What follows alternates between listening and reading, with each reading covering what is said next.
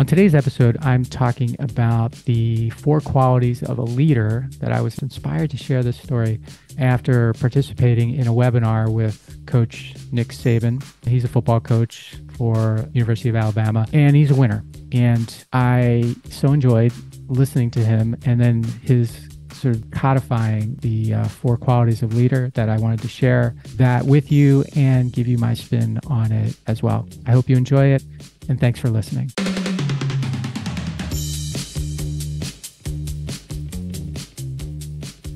Hey everybody, it's Mike, and welcome back to the How Did It Happen podcast.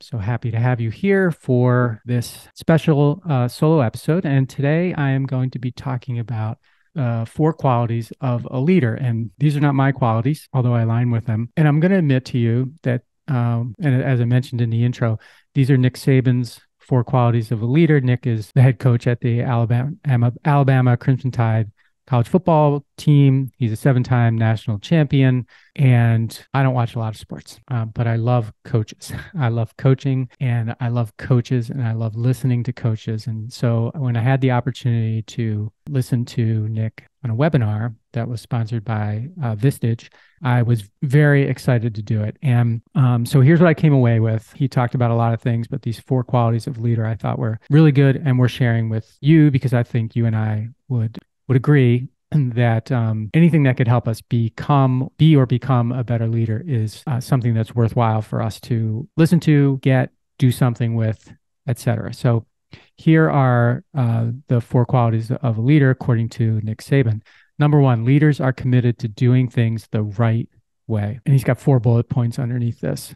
If you want uncommon results, you must first have uncommon behavior. Leaders embrace the hard things. They do the lonely work. The path of least resistance is foreign to them. And he's talked over and over again about this thing he calls the standard. And all of those things together, I was like, yes, I was shaking my head. Yes, I agree with those things. But when it came to doing things the right way and the standard, that really stuck with me because it's not just a sports thing, it's a life thing, it's a business thing. And here's the issue with doing things the right way and then, the standard.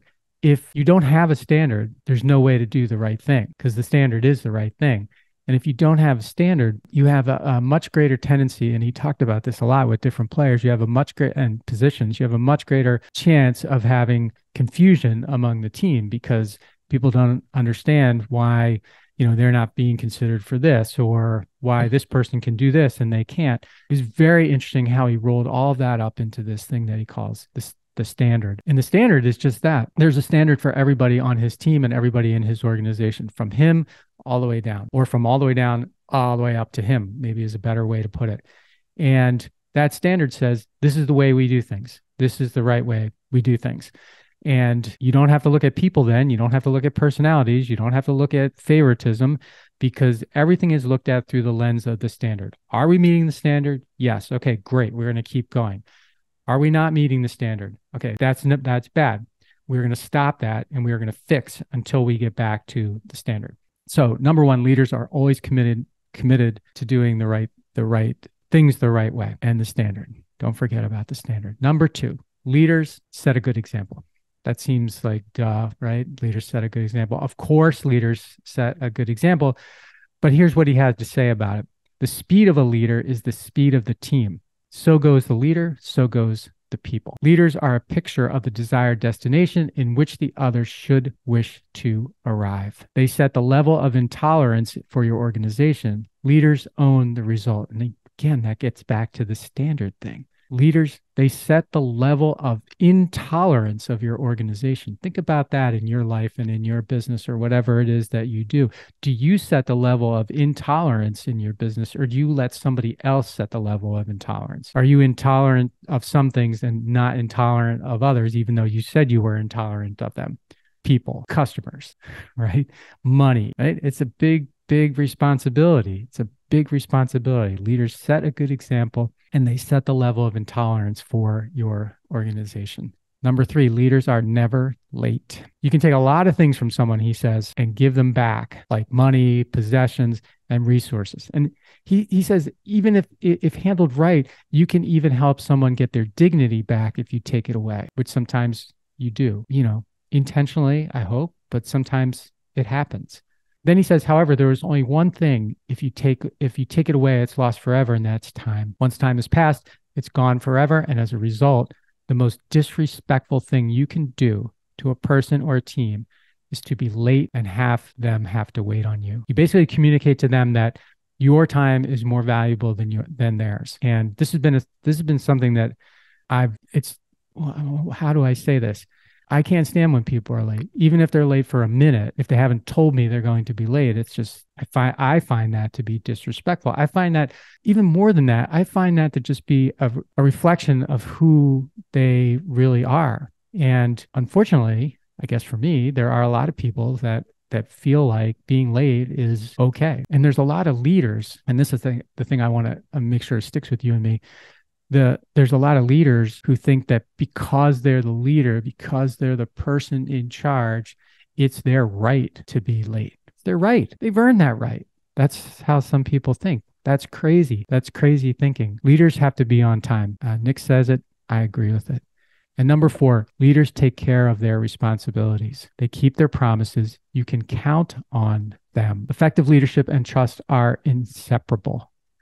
That's what he had to say about their responsibilities. And look, just like being late, there are a lot of leaders who sometimes don't keep their promises, who sometimes can't be counted upon, who sometimes do separate their leadership and trust. They don't think that they need to earn your trust, that they should just have it no matter what. I did a podcast a while ago, a solo podcast about why I don't expect anyone to trust me. Because I don't expect anybody to trust me, not right off the bat, even though I feel like I'm very trustworthy. And I would very much love for people to just trust me implicitly. We're not built that way. I feel like I need to continue to earn the trust of everyone that I'm leading and everyone that I'm interacting with. I need to continually earn that, because I could throw it away in a second with an unthoughtful comment, unthoughtful moment of reflection, being late, not doing what I say I'm going to do, making excuses for why I haven't, not having a standard. All the things that Nick Saban talked about in this webinar and that I'm sharing with you today. So what kind of leader are you? And is your team reflecting your leadership, or the leadership you want it to reflect? Or is something else happening? I hope it's the former and not the latter. I don't know. Only you know. So something to think about today. Thank you so much for joining me for this podcast and investing your time and energy in me. I am so grateful for it. And I hope you've earned a return on that investment today. And if you have, please like, follow, share the podcast with your friends, neighbors, and colleagues. And until next time, please, I encourage you to maximize your greatness every single day and make your future your property, something that you are proud to own. Hey, everybody, thanks for listening to the show. And before you go, I just have 3 requests for you. 1, if you like what I'm doing, please consider subscribing or following the podcast on whatever podcast platform you prefer. If you're really into it, leave me a review, write something nice about me, give me 5 stars or whatever you feel is most appropriate. Number 2, I've got a book. It's called Owner Shift: How Getting Selfish Got Me Unstuck. It's an Amazon bestseller. And I'd love for you to read it or listen to it on Audible or wherever else, Barnes & Noble, Amazon. You can get it everywhere. If you're looking for inspiration that will help you unlock your greatness and potential, order or download it today so that you can have your very own copy. And if you get it, please let me know what you think. Number 3, my newsletter. I do a newsletter every Thursday, and I talk about things that are interesting to me, or I give more information about the podcast and the podcast guests that I've had and the experiences that I've had with them. You can sign up for the podcast today at my website, which is my name, MikeMalatesta.com. You do that right now, put in your email address, and you'll get the very next issue. The newsletter is short, thoughtful, and designed to inspire, activate, and maximize the greatness in you.